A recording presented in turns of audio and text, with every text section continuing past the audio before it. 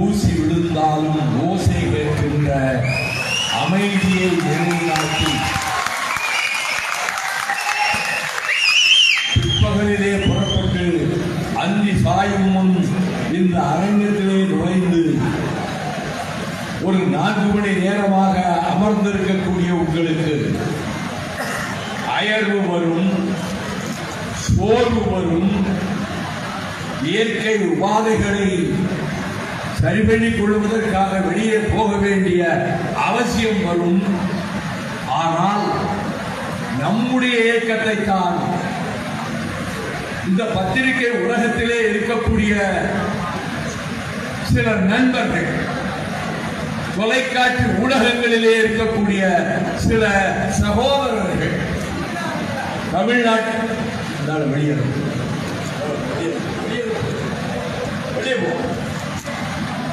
ஒருத்தர் பேசக்கூடாது, கூப்பாடு போடக்கூடாது. உயிரை கொடுத்த கட்சியை 31 வருஷமா காப்பாற்றி வந்திருக்க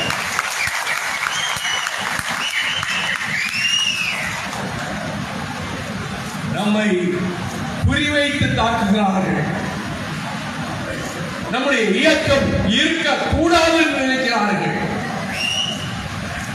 இதற்கு மத்தியில் தான் இந்த இயக்கம் ஆதார சுருதியாக ஜீவன் நிறைந்ததாக 1000 தடைகள் வந்தாலும் அவற்றை தகர்க்கின்ற தோள்பலம் கொண்டவர்களாக என்னுடைய நெஞ்சமெல்லாம் நிறைந்திருக்கின்ற கூற்றுடன் மேல் வரினும் கூடி எதிர்க்கும் ஆற்றல் அதுவே படை என்ற வள்ளுவன் வாய்மொழிக்கு இலக்கணமாக ஈட்டி வாய்ந்தாலும் இவை கொட்டாமல் மார்பு காட்டுகின்ற வீரர் கூட்டம் எங்கே? அது மறுமலர்ச்சி திராவிட முன்னேற்ற கழகத்தின் கூட்டம் என்ற இந்த வாசகங்களை ஆயிரக்கணக்கான வேளைகளிலே இந்த வைகோ உட்கரிக்கின்ற போது எங்கள் எழுப்பிய தர ஒலி திருச்சி மாநில மாநாடு 1995 ஜூன் 30, ஜூலை 1, 2, 3 நாட்கள் நடைபெற்ற போது மார்க்சிஸ்ட் கம்யூனிஸ்ட் கட்சியினுடைய இந்திய பொதுச் செயலாளர் ஹர்கிஷன் சிங் சுர்ஜித் அவர்கள் அந்த பேரணியை பார்வையிட்ட போது தியாக தலைவர் சஞ்சலையா உள்ளிட்ட மார்க்சிஸ்ட் தலைவர்கள் அருகிலே இருந்த போது மாலையில் தொடங்கிய பேரணி எழுச்சி பேரணியை போலவே மறுநாள் காலை 7 மணிக்கு தான் முடிந்தது. ஆனால் அதனை எந்த பத்திரிகையும் எழுதவில்லை.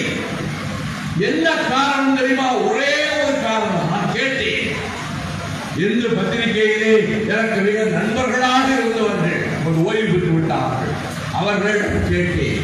லட்சக்கணக்கில் வந்தார்களே என் தோழர்கள், ஒரு 4 வரி அதை பற்றி ஒரு பத்திரிகையும் எழுதவில்லையே, உங்கள் பத்திரிகையும் அதை குறிப்பிடவில்லையே.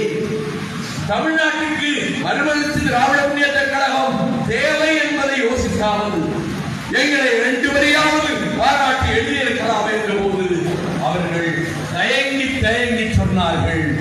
அப்படித்தான் நாங்கள் முடிவெடுத்தோம். மறுமலர்ச்சி திமுக மாநாட்டை நாடறிய செய்ய வேண்டும் என்று எண்ணிக்கொண்டுதான் மாநாட்டுக்கு வந்தோம். ஆனால் நீங்கள் எடுத்த எடுப்பிலேயே முதல் தீர்மானம் என்று சொல்லி நீங்கள் வந்து முன்மொழிந்தீர்கள்.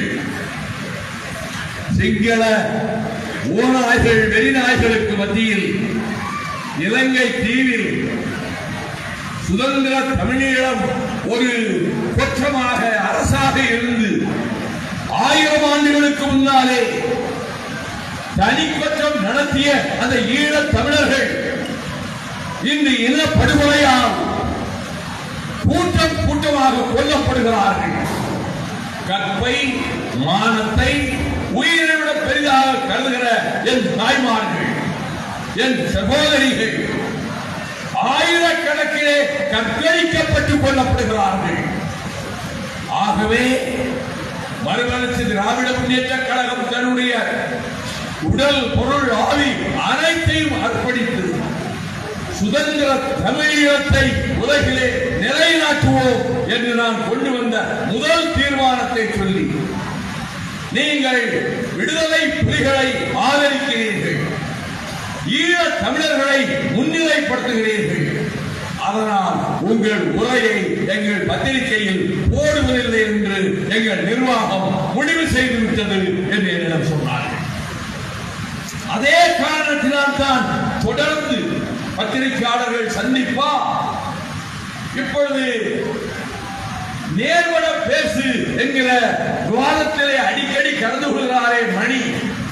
நல்ல ஞானம் உள்ளவர், விசாலமான அறிவு படைத்தவர்.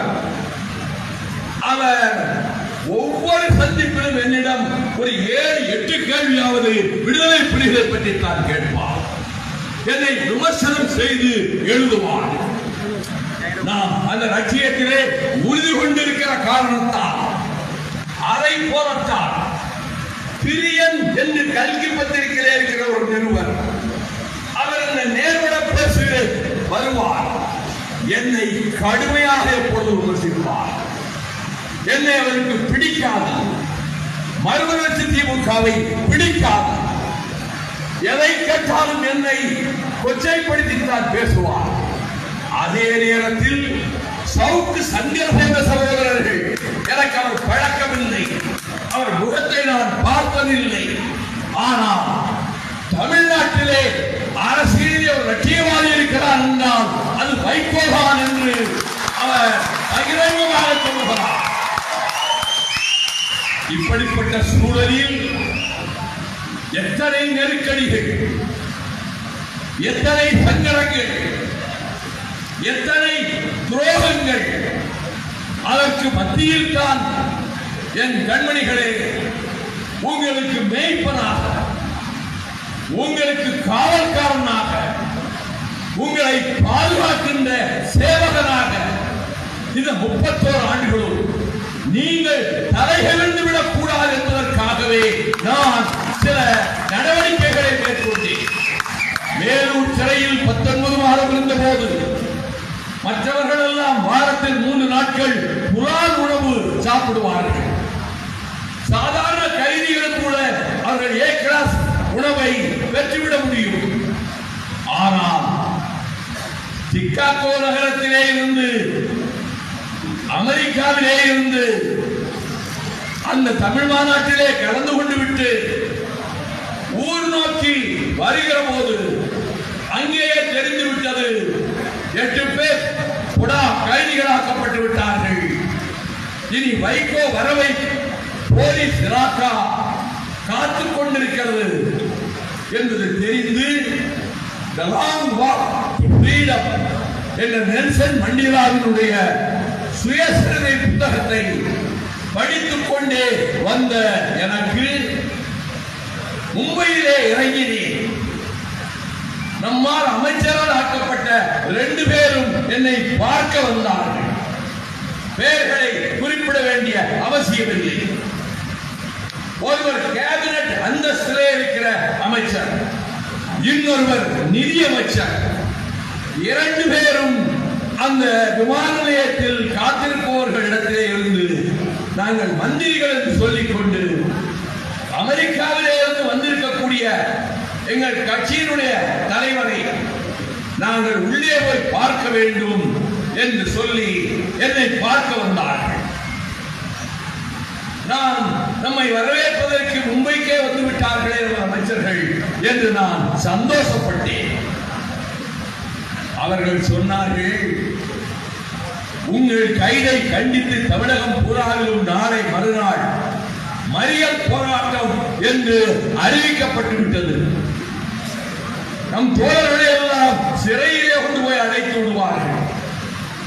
அவர்களை வெளியே விட மாட்டார்கள். அதனால் என்ன என்று கேட்டேன். நீங்கள் இப்பொழுது ஒரு அறிக்கை தாருங்கள்.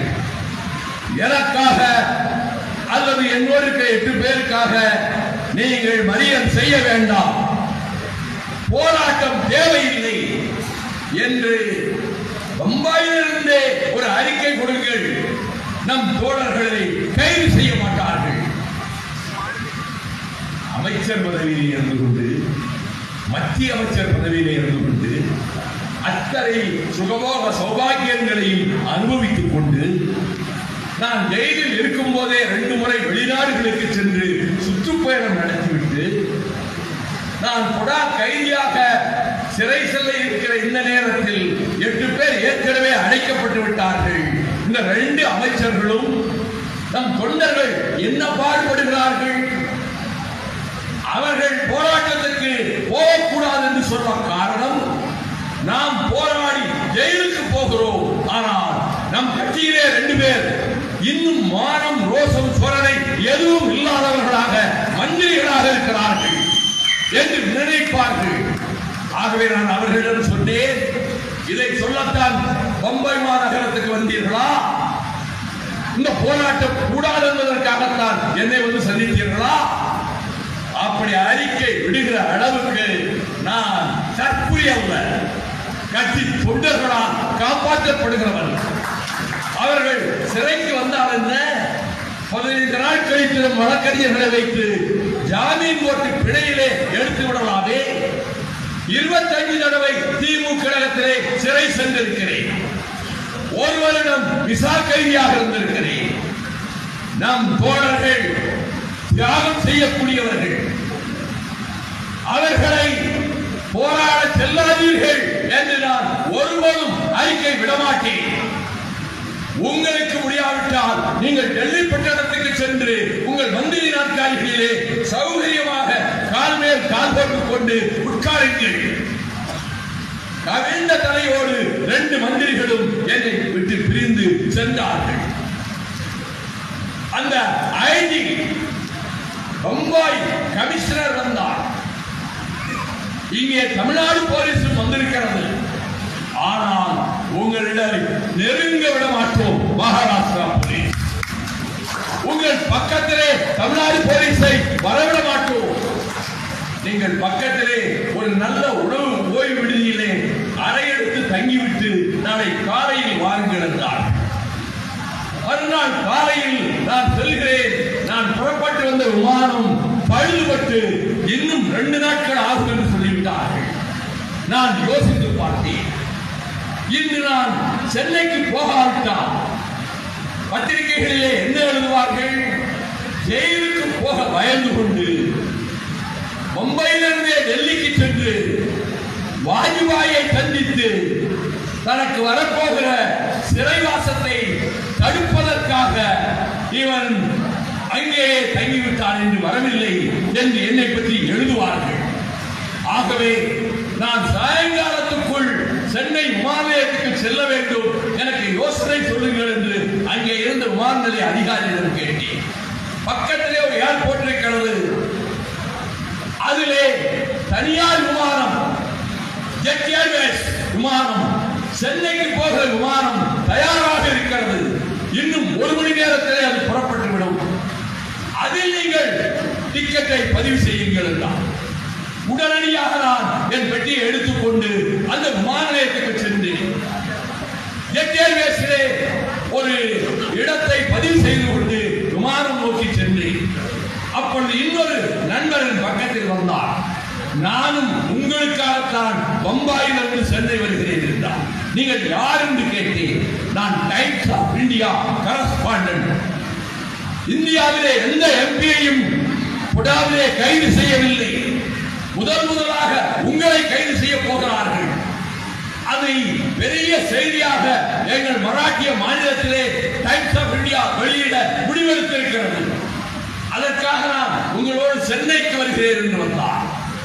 அதே கரஸ்பாண்டன்ட் துரை வைகோவை பார்த்து, எவ்வளவு நாள் எவ்வளவு காலம் உங்கள் தந்தை ஜெயிலில் இருப்பார் என்று கேட்டதற்கு, துரை வைகோ அன்றைக்கு அரசியலில் இல்லை, அரசியலுக்கு வருவதாகவும் இல்லை, ஆனால் அந்த கரஸ்பாண்டன்ட் இடத்திலே சொன்னார், 5 வருடமாகலாம் என் தந்தை விடுதலை ஆவதற்கு, 7 வருடமாகலாம், என் 10 வருடம் கூட ஆகலாம், அதை பற்றி எங்கள் குடும்பம் கவலைப்படவில்லை என்று பேட்டி கொடுத்தார். நான் அந்த